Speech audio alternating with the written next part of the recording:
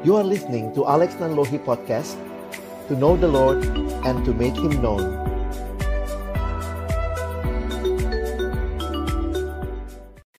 Saya mengajak kita bersama-sama boleh berdoa sebelum kita membaca merenungkan firman Tuhan. Bapa di dalam surga, kami datang dalam ucapan syukur siang hari ini. Terima kasih Tuhan kasih kesempatan kami kembali bersekutu, memuji, memuliakan nama-Mu, dan juga kami diberi kesempatan belajar kebenaran firman-Mu, memahami wawasan di dalam kami, memahami tema yang penting siang hari ini.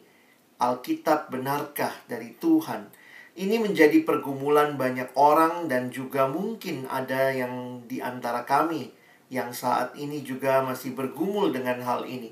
Karena itu kami mohon sekali lagi firman Tuhan boleh dinyatakan, kuasa Tuhan boleh kami alami, dan akhirnya kami boleh teguh di dalam iman kepercayaan kami. Waktu ke depan kami persembahkan ke dalam tangan pengasihan-Mu, Tuhan yang memimpin, baik hamba-Mu yang menyampaikan, setiap kami yang mendengar, dan juga interaksi di antara kami. Tuhan tolong boleh jadi seturut dengan kasih, kehendak, dan kuasa-Mu. Berkati sinyal, jaringan yang ada agar semuanya boleh terkendali dengan baik. Dalam nama Tuhan Yesus, Sang Firman yang hidup, kami menyerahkan waktu siang hari ini. Amin. Ya, teman-teman sekalian, saya bersyukur buat kesempatan ini boleh sharing dengan teman-teman sekalian. Dan ini memang tema yang sangat penting, bukan hanya buat buat teman-teman menjawab kalau ada yang bertanya, tetapi juga buat kamu sendiri ya, secara pribadi bagaimana kita berdoa agar kiranya kita semakin teguh memahami apa yang ada di dalam kekristenan, yaitu Alkitab. Di beberapa gereja, prosesi awal masuk ruang ibadah itu justru Alkitab yang dibawa ya. Dan kemudian nanti pendetanya diserahkan Alkitab. Jadi sebenarnya kita perlu memahami dengan jelas ya, karena kekristenan adalah agama atau keyakinan relasi dengan Tuhan yang dilandaskan kepada Alkitab. Jadi saya berharap ini akan menolong teman-teman. Tentu waktu yang terbatas, ada waktu buat kita nanti tanya jawab. Kak Alex juga harus bisa sampaikan lebih singkat. Ini pengantar ya, bukan berarti sudah ikut sesi ini sudah tahu semua. Karena sebenarnya kalau ini bicara belajar bibliologi, kalau kita bicara bibliologi di STT, di Sekolah Teologi itu 1 semester, itu bisa 3 SKS. Jadi ini cuma pengantar ya. Nanti saya ingin mengajak teman-teman memahami beberapa prinsip penting, konsep di dalam kekristenan waktu kita bicara tentang Alkitab. Di dalam teologi ya, ini disebut sebagai bibliologi. Apa itu bibliologi? Ya, kalau kita tahu bahwa dari kata Bible, bahasa Inggris, Biblia, bahasa Yunani ya, dan bahasa Inggrisnya sebenarnya dalam arti literal itu berarti books. Jadi bibliologi, ilmu tentang buku-buku, kira-kira begitu ya. Nah, bagi kita orang Kristen, buku-buku kumpulannya itulah yang kita sebut dengan Alkitab ya. Jadi the Bible itu adalah buku-buku, kumpulan buku yang disusun menjadi satu. Nah, kenapa ini penting? Karena kekristenan sendiri sangat berdasar kepada Alkitab. Kalau misalnya kita ingat ada lagu ya, Yesus sayang padaku, Alkitab mengajarku. Tahu dari mana? Ya, dari Alkitab. Dari mana kita tahu bahwa Yesus datang ke dalam dunia menebus kita dari dosa? Dari Alkitab. Dari mana kita tahu bahwa Dia pasti datang kedua kali? Ya, dari Alkitab. Dari mana kita tahu bahwa Allah yang menciptakan dunia ini? Dari Alkitab. Dari mana kita tahu bahwa misalnya kita memahami bahwa dunia ini sedang bergumul dengan dosa? Ya, dari Alkitab. Dari mana kita tahu upah dosa adalah maut? Dari Alkitab. Jadi memang sebenarnya kekristenan sangat berdasar kepada Alkitab. Dengan perkataan lain, kau buang Alkitabnya, nggak ada kekristenan. Jadi, karena itu kalau kita bicara Alkitab, ini jadi sangat-sangat penting. Di dalam banyak buku-buku teologi sistematika, maka bab pertama itu bicara dulu, what is the Bible? Alkitab seperti apa? Wahyu Allah seperti apa? Kenapa? Karena kalau begitu kita buang Alkitabnya, nggak usah lagi belajar bab-bab berikutnya. Karena semua bab berikutnya itu berdasarkan kepada apa yang ada di Alkitab. Dan memang menarik sekali ya bagaimana Tuhan memelihara firman-Nya. Dan ini menjadi satu hal yang sebenarnya luar biasa dalam survei. Ini katanya survei membuktikan Alkitab masuk dalam salah satu dari 10 buku yang paling banyak dibaca. Tapi seringkali juga kita harus menyadari bahwa banyak yang mungkin membaca atau bahkan banyak yang punya Alkitab. Di rumahmu saja ada berapa, ya?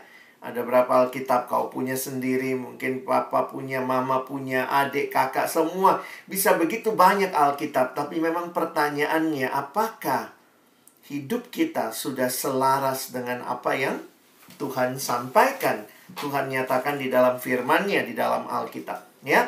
Jadi kita bisa melihat bagaimana menjawab pertanyaan ini. Tentu pertanyaan yang kita sama-sama jadikan tema, Alkitab benarkah dari Allah? Kita harus lihat di dalam beberapa istilah, ya. Nah, siang hari ini Kak Alex perkenalkan 3 istilah buat kita, ya. Ada 3 istilah yang saya rindu kita pahami. Nanti kalau baca buku-buku, kalian juga mungkin akan menemukan 3 istilah ini. Kita mulai dengan istilah yang pertama. Istilah pertama adalah istilah penyataan. Lihat baik-baik. Baca baik-baik, ini bukan pernyataan, bukan. Kalau bahasa Inggrisnya pernyataan berarti statement. Tetapi ini penyataan. Nah, itu istilah lain dari wahyu dan bahasa Inggrisnya dipakai istilah revelation. Ya, jadi wahyu, revelation. Nah, teman-teman, memang istilah wahyu dalam bahasa Indonesia itu kesannya agak mistis ya. Tapi sebenarnya secara sederhana begini. Kata wahyu itu artinya penyataan. Itu sama dengan bahasa Inggris revelation dari istilah dasar reveal. Reveal, sesuatu yang dibukakan. Nah, sekarang Alex kasih contoh begini ya. Nah, coba teman-teman, kalian bisa tebak atau tidak ada apa di kantong saya? Ini saya punya baju ada kantongnya ya. Ada apa di kantong baju saya? Coba silakan tulis. Coba tulis di live chat ya, di kolom di chat. Kira-kira ada apa ini di kantong saya? Silakan boleh tebak. Ada apa kira-kira yang ada di kantong saya?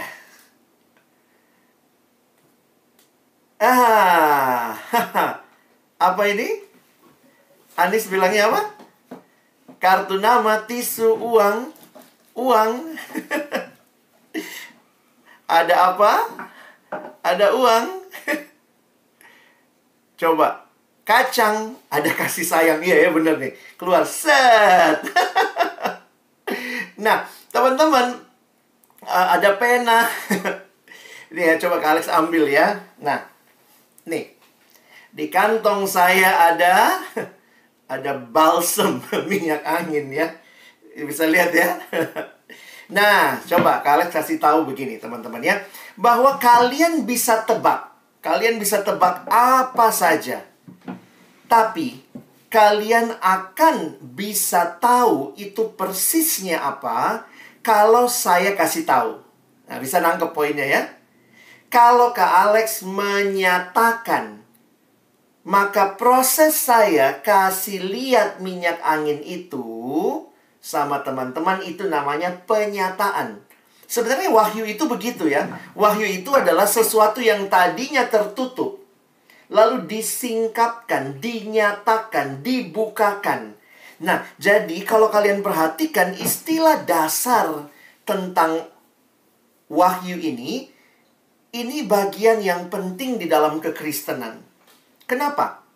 Nanti kalau sempat kalian bisa baca Mazmur 19 ya. Dan dalam Mazmur 19 kalian bisa melihat bahwa Allah menyatakan diri di dalam alam ciptaannya. dan juga kemudian di dalam firman-Nya. Nah, kenapa ini jadi menarik? Karena tidak seorang pun dapat mengenal Tuhan jika Tuhan tidak menyatakan diri kepadanya. Jadi, kita itu bukan cukup pintar, kita pintar pikir-pikir, akhirnya, wah, kita ketemu Tuhan. Jadi, kekristenan bukanlah manusia yang menemukan Tuhan, tetapi Tuhan yang menyatakan dirinya kepada kita. Jadi, Tuhan yang menyatakan dirinya kepada kita, Dia yang mewahyukan, dan ada dua wahyu umum dan wahyu khusus yang sebenarnya bisa kita perhatikan. Apa yang dimaksud dengan wahyu umum? Nah, wahyu umum sebenarnya melalui alam semesta, begitu lihat laut yang luas, begitu ya, lihat pemandangan gunung yang tinggi, langsung kenapa kita bisa sadar, wih, luar biasa ini ya. Ada rasa kekaguman, ada sense of awe, ada satu sense kekaguman yang dalam, dan kemudian kita jadi berpikir, pasti ada penciptanya. Nah, kira-kira begitu, ya. Jadi, melalui alam semesta, kita jadi sadar ada Tuhan. Kita jadi kagum akan apa yang kita perhatikan. Wahyu umum juga lewat sejarah bangsa-bangsa. Secara sederhana begini ya. Ketika misalnya ada raja yang naik di zaman itu. Ada raja yang jatuh, ada raja yang naik. Misalnya, Alkitab berkata, tangan Tuhanlah yang bekerja. Tuhanlah yang menaikkan dan menurunkan raja. Itu ditulis di Kisah Rasul. Nah, teman-teman, ini membuktikan kepada kita bahwa ada tangan ilahi. Ketika Soeharto turun tahta, 32 tahun memerintah. Wih, langsung tuh kita jadi sadar, ini bukan cuma peristiwa pergantian pemimpin, tapi orang berkata ada tangan Tuhan. Melihat sejarah bangsa-bangsa, kita bisa langsung sadar, wow, tangan Tuhan. Demikian juga waktu melihat hati nurani ya, kita sadar betul bahwa kenapa lihat orang dipukulin kita bisa marah. Dia nggak salah misalnya dipukul, langsung ada sense keadilan. Nah, hati nurani itu dari siapa? Ya dari Tuhan. Jadi Tuhan menyatakan diri melalui wahyu umum. Maksudnya apa? Semua orang bisa lihat. Makanya dibilang wahyunya umum. Alam, sejarah bangsa-bangsa, hati nurani. Tetapi Allah juga menyatakan diri secara khusus. Nah, inilah kita sebut dengan wahyu khusus. Allah yang kita kenal, Dia lebih jauh lagi menyatakan dirinya di dalam firman Tuhan, di dalam Alkitab. Dan bukan hanya itu, Dia datang menjadi manusia di dalam Kristus. Makanya wahyu khusus biasanya disebut ada dua. Satu firman yang tertulis, yaitu Alkitab. Yang kedua firman yang menjadi daging, yaitu Yesus Kristus. Jadi kalau kita perhatikan mengenai wahyu ini, kita langsung memahami Alkitab itu wahyunya Allah. Penyataan dirinya Allah. Bukan kita yang cukup pintar, tapi Allah yang menyatakan dirinya. Karena wahyu artinya sudah saya jelaskan tadi ya, menyingkapkan. Allah melalui alam, itu umum, semua tahu, semua dapat, tetapi khusus bagi orang-orang percaya, orang Kristen, Tuhan memberikan wahyu khusus melalui Yesus, dan kemudian juga melalui firman. Karena yang dicatat di dalam firman, mencatat apa yang dikerjakan oleh Yesus. Jadi, kalau ditanya, Alkitab itu apa? Ya, wahyunya Allah. Jadi, teman-teman pahami gini ya. Wahyu umum hanya membawa manusia sadar ada Allah. Tapi wahyu khusus membawa manusia sadar dan kenal Allah yang benar. Karena itu, wahyu khusus haruslah mutlak ada. Kenapa? Karena kalau cuma wahyu umum, manusia nggak akan pernah kenal Allah yang benar. Apa yang Tuhan nyatakan dengan memberikan wahyu khusus? Alkitab sebagai wahyu Allah yang khusus, manusia bisa kenal Allah yang benar. Bayangkan pada waktu itu ya, Wahyu umum itu membuat orang jadi sadar ada Allah, tapi cuma sadar. Lalu muncullah politeisme, Allahnya yang mana, yang mana, yang mana. Kekristenan melalui firman Tuhan, Alkitab diberikan untuk menolong kita mengenal Allah yang satu, yang benar, yang menyatakan diri. Jadi ini penting ya, teman-teman ingat. Alkitab adalah wahyunya Allah, dan itu wahyu khusus supaya kita bisa kenal Allah dengan benar. Makanya kekristenan bicara keselamatan pun anugerah. Bukan kita cukup pintar pikir-pikir akhirnya ketemu Tuhan. Tapi Tuhan Allah yang besar itu yang menyatakan dirinya. Dan apa tujuan Alkitab diberikan? Nah ini, supaya kita tahu siapa Allah yang benar. Dan kemudian karena ini khusus, ya kita bisa mengenal siapa Yesus dan apa yang dia berikan bagi kita. Yang dia lakukan, dia menyelamatkan manusia dari dosa. Ada pengharapan, dan karena itu manusia harus meresponi itu. Jadi Alkitab ini bukan cuma buku biasa. Ya, ini adalah penyataan dirinya Allah. John Stott mengatakan kalimat ini. Ya. Jika Alkitab adalah penyataan Tuhan tentang dirinya, pribadinya, perjanjiannya, perintahnya, jelaslah bahwa melalaikan Alkitab berarti mengabaikan Tuhan. Hanya jikalau pikiran kita menyelam dalam firman-Nya, kita dapat mengenalnya, dan pikiran kita dapat dibentuk sesuai pikirannya. Ya, jadi teman-teman, saya berharap ini jadi pemahaman dasar buat kita tentang penyataan. Kekristenan adalah agama yang berdasarkan penyataan. Allah menyatakan diri, dan itu ditulis di dalam Alkitab. Ini istilah pertama, penyataan. Istilah kedua adalah istilah inspirasi. Tapi ingat, istilah inspirasi ini beda dengan, saya dapat inspirasi ya. Karena inspirasi atau pengilhaman itulah proses. Proses bagaimana Alkitab ini sampai kepada kita. Nah, ini jadi menarik ya. Agama tertentu mengatakan Alkitab mereka dari Tuhan. Kenapa? Karena turun dari langit. Ya. Dan katanya Tuhan yang menulis. Itu penghayatan dari agama-agama tertentu. Karena sebenarnya ada 3 agama besar yang menyatakan diri bahwa Allah menyatakan dirinya kepada mereka. Agama Yahudi, makanya mereka punya Perjanjian Lama. Lalu Kristen, kita punya Perjanjian Lama karena kita memegang tradisi Yahudi, kita ambil Perjanjian Lama dan Perjanjian Baru. Jadi lihat ya, Allah menyatakan diri, dan yang ketiga itu Islam, ya. Jadi ini 3 agama yang berdasarkan penyataan, atau dalam bahasa ini ya, akademisnya atau bahasa umumnya biasanya disebut agama-agama samawi. Jadi agama yang berdasarkan Allahnya menyatakan. Makanya ada kitab suci yang diyakini sebagai penyataan diri Allah. Nah, menariknya adalah bagaimana caranya sehingga ini jadi bagian kita. Ada yang bilang seperti saya katakan tadi, ini turun dari langit. Tapi kekristenan tidak mengatakan demikian.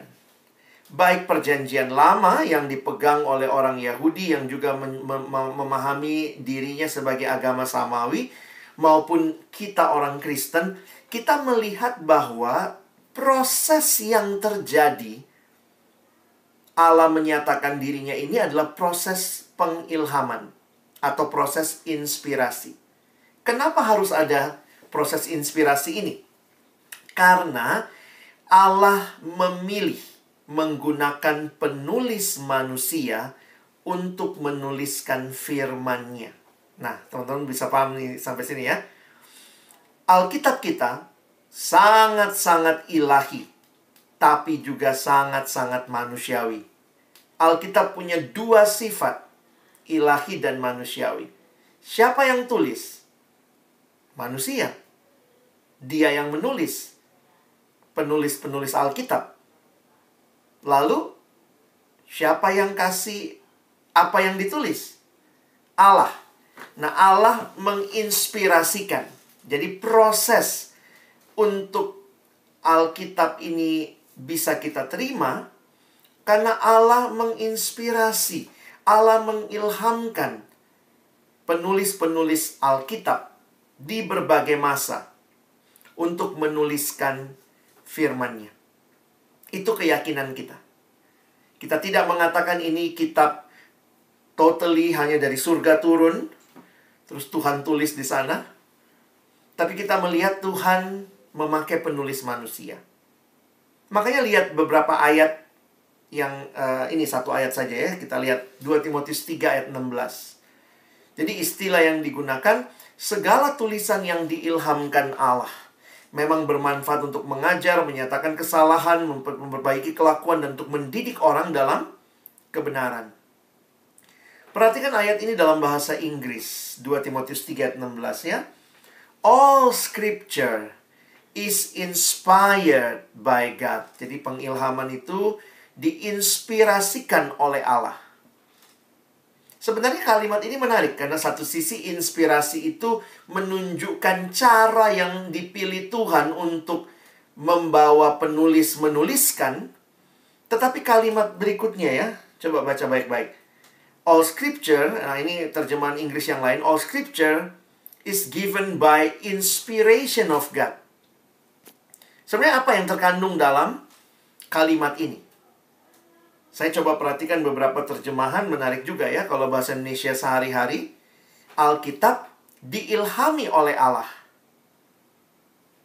Lalu kemudian dalam terjemahan AMD, Alkitab mudah dibaca, dia menggunakan istilah semua kitab suci diberikan oleh Allah.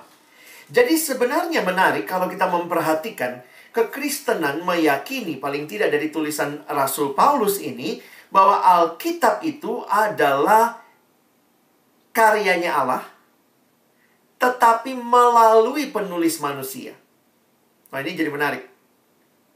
Apakah Allah dikte, lalu kemudian dia tulis? Apakah Allah kemudian kata per kata, oke tulis sekarang ya Musa, mulai tulis Kejadian. Pada mulanya Allah menciptakan langit dan bumi. Nah bukan demikian prosesnya. Kalau teman-teman perhatikan, proses yang dipilih oleh Allah adalah proses wajar di dalam sejarah. Sebenarnya, kalau kita perhatikan, Alkitab itu adalah menuliskan juga tradisi oral yang dulunya disampaikan dalam cerita dari generasi ke generasi.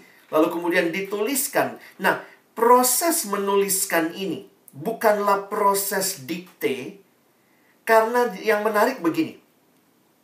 Penulis, karakternya tidak hilang. Contohnya begini deh. Kita kenal Paulus kan? Kita kenal Petrus. Kan logikanya gini. Kalau orang bilang, wah ini Alkitab dari Tuhan, harusnya tulisannya Paulus sama dong dengan tulisannya Petrus. Tapi ternyata nggak demikian. Poinnya begini. Petrus nelayan, tidak punya pendidikan sebaik Paulus. Paulus ahli hukum, sarjana hukum itu ya, sarjana hukum Taurat kan. Jadi dia orang terdidik. Nah apa yang menarik, kalau kalian bandingkan surat Paulus dengan surat Petrus, itu bahasanya kelihatan Paulus sekolah gitu ya. Tapi kemudian perhatikan, mereka menyampaikan pesan Allah tanpa kehilangan karakter dirinya. Jadi menarik sekali bagaimana Tuhan menggerakkan penulis Alkitab menuliskan sesuatu tanpa menghilangkan karakter dirinya, tetapi semua itu dikontrol sedemikian rupa oleh Allah melalui Roh-Nya yang kudus. Sehingga kita sekarang punyalah 66 kitab ini. Nah ini yang mungkin seringkali orang bilang, wah, jadi Alkitab begitu aja dibuatnya. Ya, karena begini teman-teman ya. Bayangkan, kalau kita bilang ini sekedar karya manusia, terlalu banyak kebetulannya. Saya pikir juga nggak bisa lah kalau kita bilang ini hanya karya manusia. Teman-teman pahami begini, Alkitab ini ditulis dari kitab Kejadian, mulai ditulis oleh Musa. Bayangkan sampai misalnya kitab Wahyu, itu rentang waktunya kurang lebih 1.600 tahun. Komposisinya ini luar biasa. 1.600 tahun, ditulis lebih dari 40 penulis yang tersebar di 3 benua, Asia, Afrika, Eropa. Dan menariknya, ini semua nyatu. Pesannya sama. Wah, itu gimana menjelaskannya? Padahal mereka nggak pernah rapat redaksi ya. Musa misalnya ketemu sama Matius ya, baru mereka janjian, Matius kau tulis bagian sini ya, nanti saya tulis bagian awal. Ini membuktikan kepada kita bahwa ini memang kelihatannya sangat manusiawi, ditulis oleh manusia-manusia, ada 40 penulis sepanjang zaman. Tapi ketika melihat pesan yang sangat satu itu, tidak bisa tidak. Kita berkata, hanya tangan ilahi yang sanggup melakukannya. Dan bukan hanya itu teman-teman ya. Kalau lihat bagaimana Alkitab sampai hari ini, dengan begitu luar biasanya ya, boleh diterima, dialami begitu. Saya jadi sangat-sangat sadar, kitab apa yang bisa membangun hidup orang, mengubah orang yang berdosa, orang yang tadinya tidak kenal Tuhan.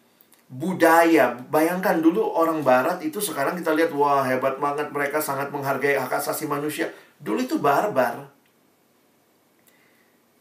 Tapi kemudian ketika Alkitab mempengaruhi kehidupan mereka, nilai-nilai kebenaran, dan banyak orang yang telah diubahkan hidupnya di berbagai negara, bagaimana mereka mengalami perubahan hidup. Jadi, mungkin kalau kita bilang Alkitab seperti tema kita gitu ya, Alkitab benarkah dari Allah? Maka sebenarnya kita nggak bisa bicara ini bukan dari Allah kalau kita melihat realita yang kita terima, yang kita miliki sekarang, terlalu kebetulan kalau itu hanya tulisan manusia yang digabung-gabung.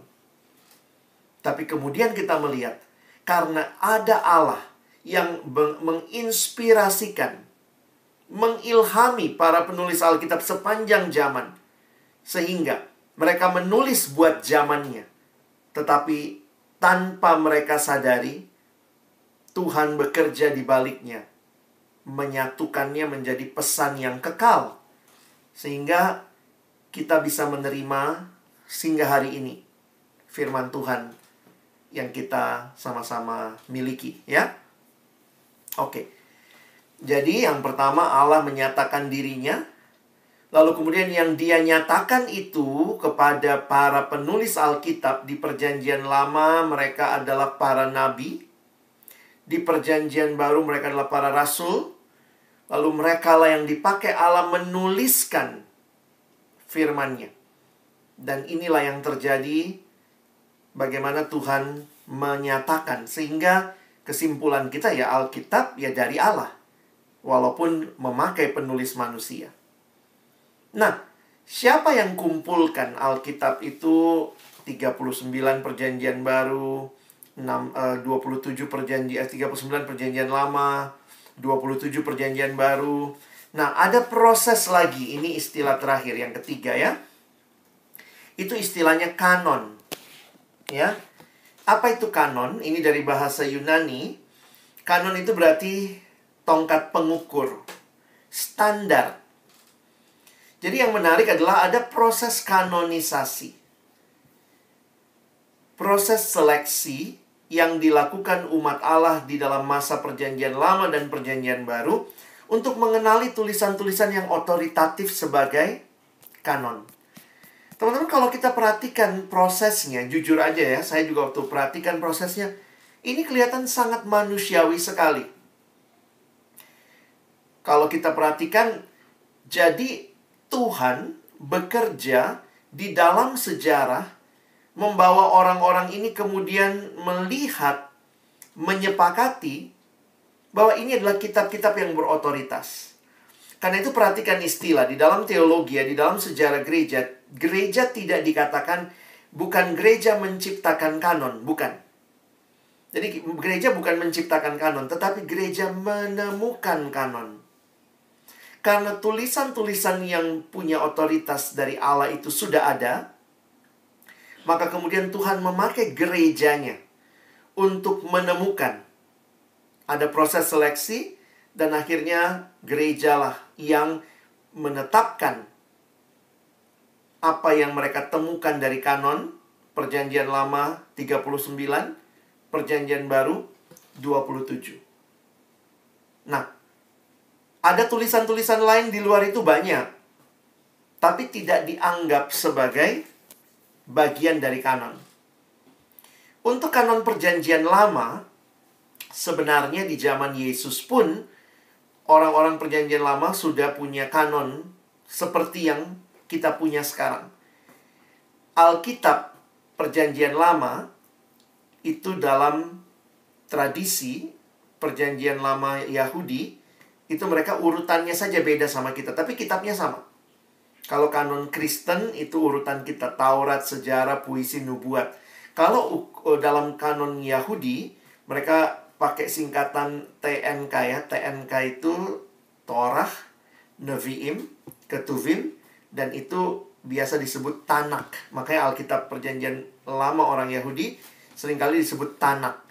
Tanak itu sama seperti kita, cuma urutannya saja yang berbeda.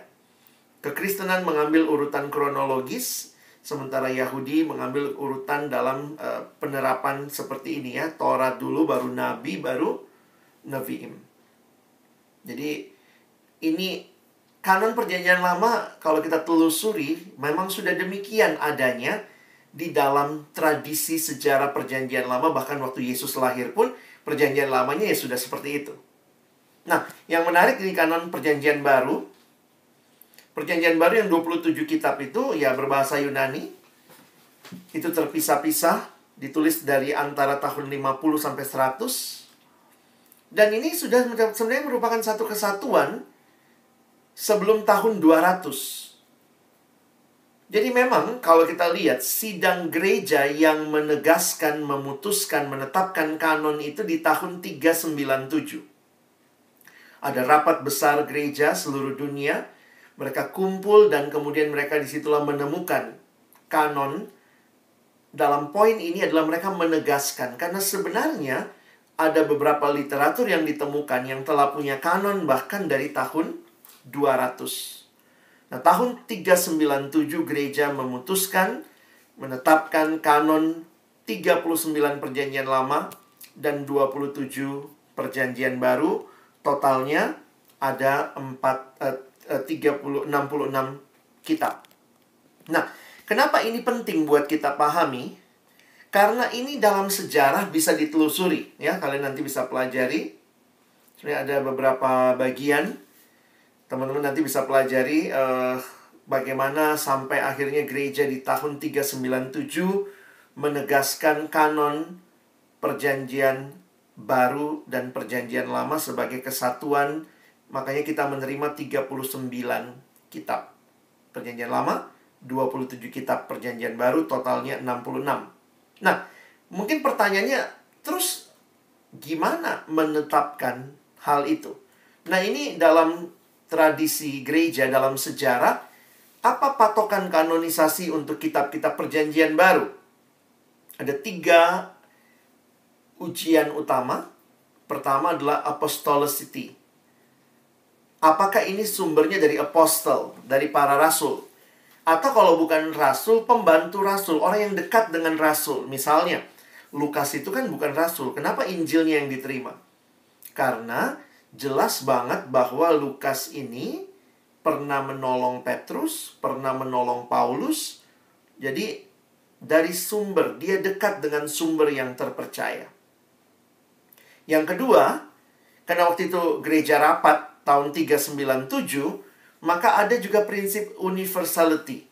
Apakah kitab itu diterima secara luas oleh gereja di berbagai tempat?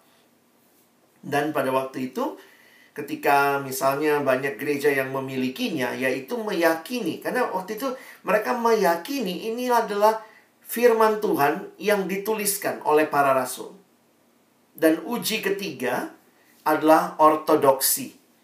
apakah ajarannya sehat secara khusus dibandingkan dengan semua bagian Alkitab yang lain. Jadi jangan kalian heran ya kalau lihat, kenapa ada Injil Thomas, ada Injil Yudas, itu ada nggak? Ada, dalam sejarah gereja itu ada. Tapi jangan lupa, tahun 397 mereka tidak lulus ujian ortodoksi. Karena misalnya Injil Yudas lah, atau Injil Thomas yang tiba-tiba ngomong Yesus menikah. Dan itu tidak ada atau tidak dipegang secara umum oleh gereja-gereja pada waktu itu. Sehingga ya baru sekarang diangkat lagi seolah-olah ini ada konspirasi gereja. Tapi sepanjang sejarah kita tahu bahwa ini nggak lulus ujian ortodoksi. Karena kita mesti melihat ini baru 300 tahun setelah Yesus. Jadi masih dekat sekali dengan ajaran-ajaran utama. Jadi bayangkan pada waktu itu, tentunya ada orang-orang yang memahami, atau misalnya ya kita tahu ada muridnya Rasul Yohanes. Lalu muridnya Rasul Yohanes punya murid lagi. Jadi istilahnya gini, masih dekat sama sumber utama.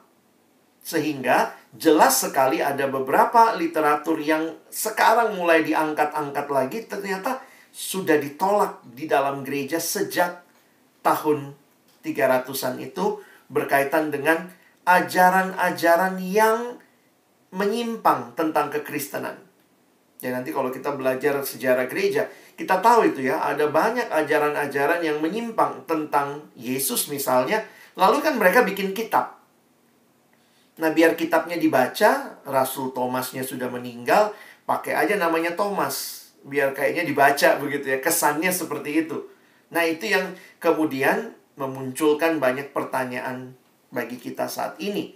Jadi poinnya kalau kita simpulkan ya, karena ini waktu terbatas, apakah Alkitab itu benar? Apakah Alkitab itu sungguh-sungguh dari Allah? Saya melihat dari 3 hal ini. Alkitab adalah penyataan diri Allah yang khusus bagi umatnya. Yang kedua, Alkitab diinspirasikan oleh Allah, berarti Allah lah sumbernya, Allah lah penulis utamanya, dan dia menggunakan penulis manusia. Dan Allah bentuk atau Allah jagai prosesnya begitu rupa. Dan yang ketiga, ada proses dalam sejarah gereja di mana gereja menemukan kanon. Maka ketika saya sekarang memiliki Alkitab yang saya miliki, ini menolong saya memahami bahwa ini adalah penyataan diri Allah yang dituliskan dan diberikan kepada generasi demi generasi. Dan ini yang harusnya menjadi pegangan kita. Teman-teman, saya nggak kasih bukti-bukti karena saya pikir gini ya. Bukti, kadang-kadang kita minta, mana buktinya Alkitab itu benar? Poinnya begini, kalau ada bukti yang bisa membuktikan, mana yang lebih tinggi kalau begitu? Kalau kalian anak hukum mungkin ngerti ya. Kalau ada hal yang bisa membuktikan sesuatu, mana yang lebih tinggi posisinya? Yang membuktikan atau yang dibuktikan? Sama seperti bertanya begini ya, ada banyak hal yang kita agak susah sebenarnya kalau kita mau pakai hukum logika. Karena di dalam kenyataannya tidak semuanya hanya bisa dijelaskan pakai logika. Contoh, tahu dari mana kamu orang Ambon? Orang Maluku lah. Kalian tahu dari mana kalian orang Maluku? Saya Pupapa bilang. Kok Pupapa tahu dari mana? Oh, Pupapa bilang, Opa bilang. Opa tahu Opa dari mana? Opa Pupapa bilang, Tete bilang. Terus Tete Pupapa bilang apa? Jadi akhirnya kita sebenarnya banyak hal dalam hidup itu kita nggak bisa buktikan dalam arti berdasarkan tulisan atau berdasarkan pembuktian saintifik. Tapi kita percaya. Kita percaya kan? Ya, kita orang Maluku ya. Sudah mau apa saya biar putih begini, Papa nan lohi. Ya percaya orang Maluku. Tapi realitanya begini teman-teman. Kita bilang kita nggak percaya Alkitab. Teman-teman, kitab yang paling banyak dokumennya yang masih bisa kita cari sekarang, itu ada di museum di London, di Inggris. Itu adalah transkrip Alkitab. Teman-teman tahu, ada ribuan salinan Alkitab yang masih bisa ditelusuri. Dan itu pesannya itu sangat komprehensif, jelas. Dan ini menolong kita memahami sebenarnya bukti-bukti yang kita bilang inilah buktinya Alkitab firman Tuhan masih bisa ditelusuri segala macam. Itu bukan membuktikan, tapi itu hanya menegaskan bagi saya bahwa Alkitab memang benar-benar firman Tuhan. Saya ingat satu kalimat. Kalimat itu mengatakan begini. Kalau Alkitab benar-benar firman Tuhan, maka tugas utama kita bukan membuktikannya, tapi mentaatinya. Ya, kadang-kadang kita mau membuktikan. Enggak. Kalau Alkitab sungguh-sungguh firman Tuhan, maka tugas utama kita bukan membuktikannya, tapi mentaatinya. Kalau kau bilang, ya saya mau bukti dulu baru mau taat. Sebenarnya kamu secara tidak langsung lagi bilang saya nggak mau taat ya. Karena begini lah ya, ini mungkin ilustrasi terakhir sebelum kita tanya jawab ya. Nah, Kak Alex tahu ini nggak gampang dibahas dalam waktu singkat ya. Terlalu banyak pertanyaan mungkin. Tapi penegasan saya begini. Coba jalan-jalan ke Jakarta nanti, kalian pergi ke Ragunan. Kalian pergi ke Ragunan, pergi ke kebun binatang ya. Kamu pergi ke kebun binatang, terus lihat di situ ada singa. Atau ada harimau ya, harimau atau singa. Pertanyaan saya, bagaimana kamu membuktikan ini singa betulan atau bukan? Tahu dari mana? Jangan-jangan ada orang pakai kostum singa. Tahu dari mana itu singa betul atau bukan? Bagaimana membuktikannya? Cara terbaik membuktikannya adalah buka kandangnya, kau masuk ke dalam. Begitu kau masuk ke dalam, nanti kau tahu ya, itu singa betul atau bohongan. Nah, waktu saya mendengar ilustrasi ini, saya pun jadi menyimpulkan begini. Kalau kau masih ragu, Alkitab itu firman Tuhan atau tidak, coba aja baca. Ayo, coba baca. Buka dirimu, masuk ke dalamnya. Dan ketika engkau di situ membaca, melihatnya, mengalaminya, biarlah nanti itu akan menjawab, ini firman Tuhan atau bukan. Ada ribuan orang, jutaan orang di dunia yang hidupnya diubahkan ketika mereka membaca, merenungkan firman Tuhan. Dan saya pikir itu sudah cukup menjadi bukti yang sangat mendasar bahwa Alkitab bukan sekedar buku manusiawi, tapi firman Allah yang kekal, yang membawa kita melihat pesan yang jelas bahwa keselamatan hanya ada dalam Yesus. Dan bagaimana setelah kita selamat hidup dalam Yesus, itulah yang kita baca Alkitab berikan kepada kita. Kiranya hari ini teman-teman makin diteguhkan. Kalaupun ada pertanyaan, biarlah itu menjadi perjalanan imanmu ya, untuk terus boleh belajar dan memahami. Amin. Terima kasih Kak Alex. Wah, sungguh luar biasa sekali apa yang disampaikan oleh Kak Alex mengenai Alkitab ini. Kita akan ada dalam sesi tanya jawab, dan bagi teman-teman sekalian yang ada pertanyaan, boleh untuk bertanya kepada Kak Alex. Bisa di raise hand terlebih dahulu jika mau disampaikan secara langsung, atau bisa ketik di kolom chat untuk pertanyaan-pertanyaannya. Silakan teman-teman.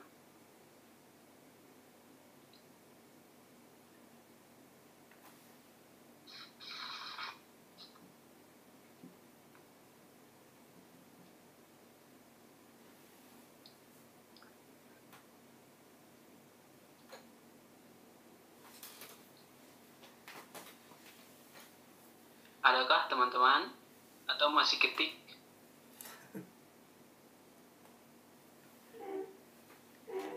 Jangan takut bertanya juga ya.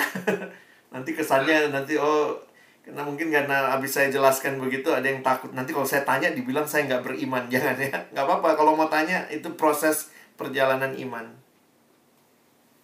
Ya. Kalau misalkan mungkin malu-malu kali ya. Malu takut bertanya ke Alex. Mungkin bisa diarahkan.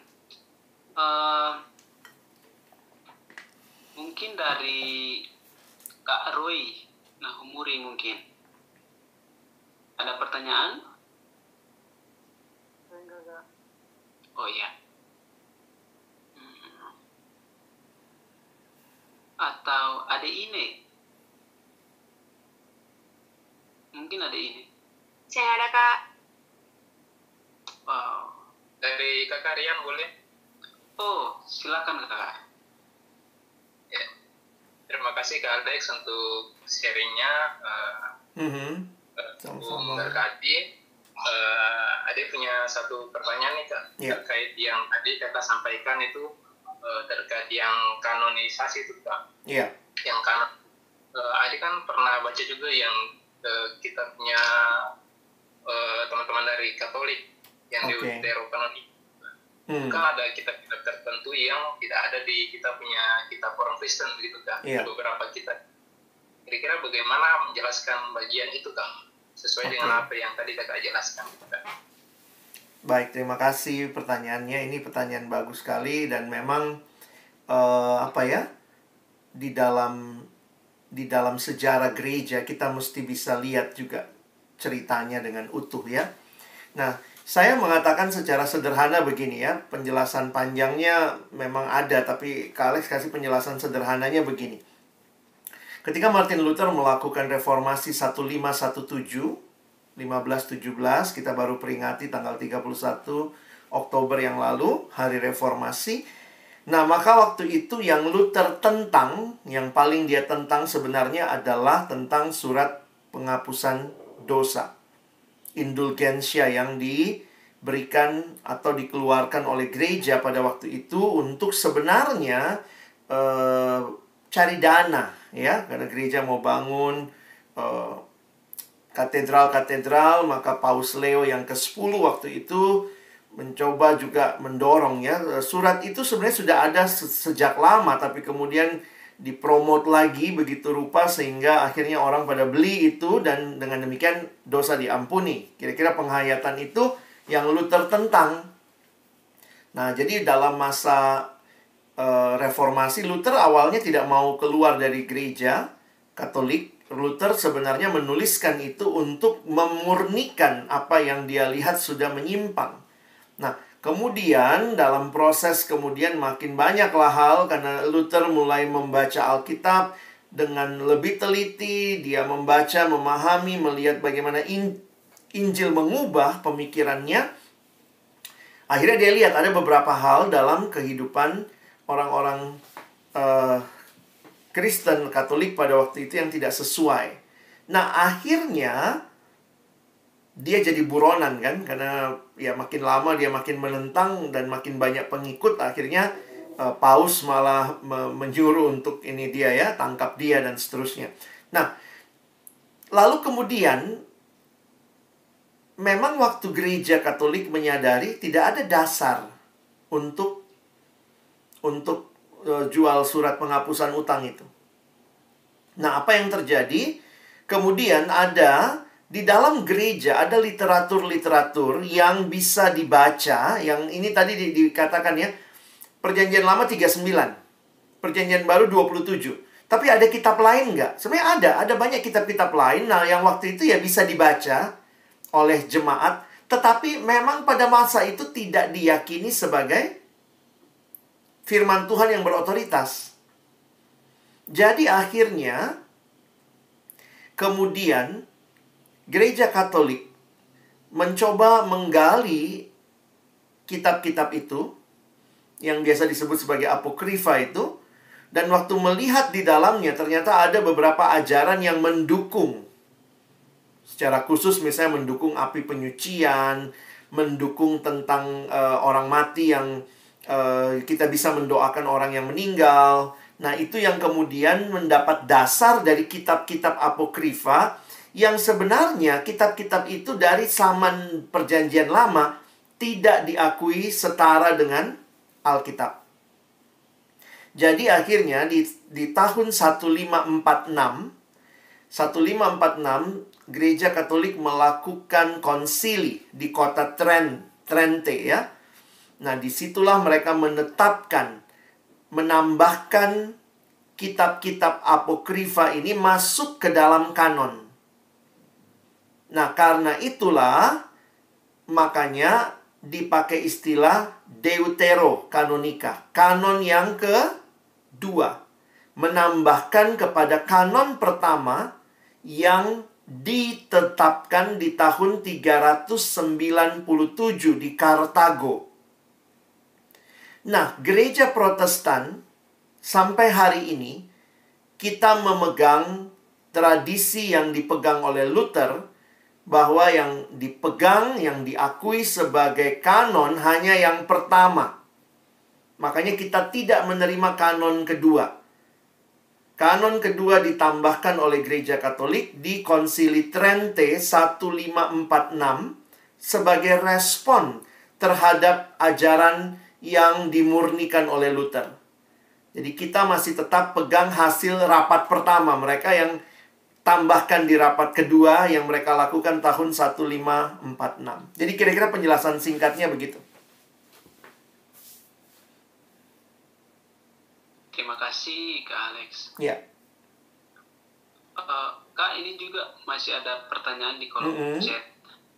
Yang pertama, mungkin bisa langsung minta kesediaan Kak Ino. Ini karena tidak ada lanjutannya, jadi Kak Ino, oh ada di bawah. Oke, baik. Ya Kak Ino, sebentar ya. Kak Ino punya pertanyaannya begini, Pak.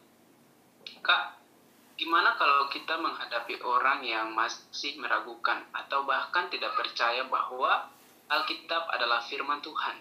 Bahkan ada yang mengatakan Alkitab dipalsukan karena banyak terjemahan dari berbagai versi. Itu pertama, Pak. Kemudian yang berikut, untuk menghadapi orang-orang seperti ini, baiknya kita selaku anak-anak Tuhan menjelaskannya seperti apa, Kak? Juga karena kalau kita tidak menanggapi dan kita hanya meyakini dalam iman bahwa Alkitab adalah firman Tuhan, bagaimana kita bisa menunjukkan eksistensi iman kita ke orang lain, Kak? Oke. Mungkin dari Kak Ino. Baik, thank you Kak Ino. Saya melihatnya, ya terima kasih ya. Ini berarti ada usahakannya untuk bisa juga menjelaskan. Karena itu, saya pikir secara pribadi kita ke dalam harus punya pemahaman yang makin dalam. Coba belajar juga, baca sejarah gereja, lihat juga bagaimana pemahaman tentang Alkitab sebagai firman Tuhan ini dasarnya apa. Nah, tapi yang kedua, jangan lupa bahwa kita tidak sedang membela Alkitab. Dalam arti begini, Alkitab nggak perlu dibela. Ada orang yang memang tujuan awalnya adalah untuk cari salah. Jadi saya juga jujur kalau bicara dengan orang yang dia cuma mau cari salah, mendingan saya diam saja. Karena kita mau bilang apa saja, dia memang maunya cari yang salah. Yang kedua, kalau dia betul-betul mau serendah hati belajar yang benar, saya pikir kita bisa belajar menjelaskan. Nah, mungkin juga buat kita perlu ya membaca buku-buku berkaitan dengan itu. Dan saya pikir banyak buku-buku Kristen yang juga bisa menolong gitu ya. Teman-teman bisa memberikan kepada mereka juga buku-buku yang menolong. Misalnya ada bukunya John Stott juga ya, Alkitab. Saya lupa persisnya judulnya. Tapi itu ya buku kecil juga ya yang bisa menolong. Memang sekarang ini orang lebih banyak mau lihat di YouTube atau apa ya. Kalau di YouTube saya rekomendasi teman-teman bisa share tentang judulnya God Question, atau situs Indonesianya Ada Pertanyaan. Ya. Nah, itu beberapa pertanyaan tentang Alkitab firman Allah ada di sana. Nah, jadi bagi saya begini, teman-teman, mari rindukanlah kamu sendiri makin paham apa yang kamu yakini, tapi kemudian kamu pun belajar untuk menyaksikan itu kepada orang yang memang mau belajar. Jangan debat kusir. Jangan rasa juga kalau kita nggak bisa jawab, bilang aja saya nggak tahu, nanti saya pelajari lagi. Karena saya pikir juga ini kan bukan masalah menang kalah, tapi kan kita mau menyaksikan iman kita. Kalau dia cuma mau cari salah, kita stop dulu. Tapi kalau dia terbuka, maka coba kirim link beberapa buku atau hal-hal yang bisa menolong dia untuk belajar lebih jauh. Jadi saya pikir begitu kali ya sikapnya ya. Dan jangan merasa kalau saya nggak bisa jawab, saya kalah, Alkitab jadi salah. Enggak. Kamu bisa jawab, kamu nggak bisa jawab, Alkitab tetap firman Tuhan. Karena itu, mari belajari baik-baik supaya engkau bisa jawab, gitu kira-kira ya. Terima kasih, Kak Alex. Ada lagi, Kak, dari Ade Grace Adventa Kilan Mase, dan juga Ade Meidi Masela. Bisa nanti disatukan saja. Ya. Ya, yang pertama dari Ade Grace itu, Kak Alex, saya ingin bertanya, mengapa ada kitab Perjanjian Lama dan Perjanjian Baru? Kemudian yang berikut dari Ade Meidi itu, wahyu khusus itu seperti apa ya, Pak? Ini seperti itu. Baik, thank you. Sebenarnya tadi saya sudah jelaskan wahyu khusus. Wahyu khusus itu adalah apa yang Allah berikan secara khusus bagi orang Kristen. Tidak semua orang dapat itu. Semua orang dapat wahyu umum. Kita bisa lihat alam ini kan, hujan turun bukan cuma buat orang yang Kristen. Semua orang dapat hujan, semua orang bisa makan, semua orang bisa pancing ikan di laut. Tapi waktu bicara wahyu khusus adalah sesuatu yang Allah hanya kasih khusus sama orang Kristen, yaitu firman Tuhan dan Yesus. Jadi wahyu adalah penyataan diri Allah yang khusus kepada umatnya. Makanya kita harus memahami ya, kita ini benar-benar dapat anugerah ya. Tidak semua orang kan sudah kenal Tuhan Yesus. Kenapa kita bisa kenal Tuhan Yesus? Jangan anggap sepele, oh karena saya punya mama Kristen, papa Kristen, masa saya agama lain. Tapi kita mesti melihat ini adalah anugerah Tuhan, karena Tuhan menyatakan diri kepada kamu. Makanya ada lagu bilang, why have you chosen me? Out of millions your child to be. Siapa sih saya Tuhan, kenapa kau pilih saya? Jadi wahyu khusus diberikan supaya kita bisa kenal siapa Yesus, siapakah jalan keselamatan satu-satunya. Nah, Perjanjian Lama dan Perjanjian Baru sebenarnya menegaskan karena Allah mengikat perjanjian dengan umatnya sejak Perjanjian Lama, secara khusus di dalam perjanjian Allah dengan Abraham. Dan kita melihat perjanjian Allah dengan Abraham terbatas kepada kaum Israel, keturunan Abraham. Tapi kemudian kita melihat ada era di mana Yesus datang, didahului oleh para nabi. Dan waktu Yesus datang, dia kemudian membentuk komunitas murid. Kadang-kadang kalau kita lihat ini semua simboliknya sangat unik ya. Israel sukunya 12. Yesus punya murid 12. Jadi Yesus kayak membentuk sebuah komunitas baru. Dan menariknya, ini tidak terdiri dari satu suku bangsa saja. Karena akhirnya Yesus berkata, pergi jadikanlah semua bangsa muridku. Karena perjanjian Allah seperti dibaharui lagi di dalam Yesus. Orang Yahudi hanya mengerti, Abraham keturunanmu akan menjadi berkat. Tapi kemudian kita melihat, apa yang Tuhan janjikan sama Abraham itu belum selesai. Karena kalimatnya apa? Kamu akan menjadi berkat bagi seluruh bangsa. Nah, poin perjanjian baru menegaskan bagaimana perjanjian Allah bagi seluruh bangsa itu bisa digenapi melalui karya Kristus. Makanya kalau kita baca Injil, Yesus datang, kisah Rasul, Injil tersebar sampai ke ujung bumi. Dan itulah yang kita hayati. Kenapa kita bukan Yahudi? Kenapa kita bisa selamat? Ya, karena kita menghayati perjanjian yang baru. Istilah perjanjian baru banyak yang mengkaitkan dengan apa yang Yesus katakan ketika Yesus melakukan perjamuan malam terakhir. Inilah cawan perjanjian baru yang dicurahkan bagimu. Ya. Nah, ini penjelasannya panjang tapi secara singkat, perjanjian Allah tidak batal. Yang lama bukan batal, tetapi diperluas dengan perjanjian baru, menggenapkan apa yang memang sebenarnya Allah sudah janji bahkan kepada Abraham. Melalui keturunanmu semua bangsa di muka bumi akan mendapat berkat.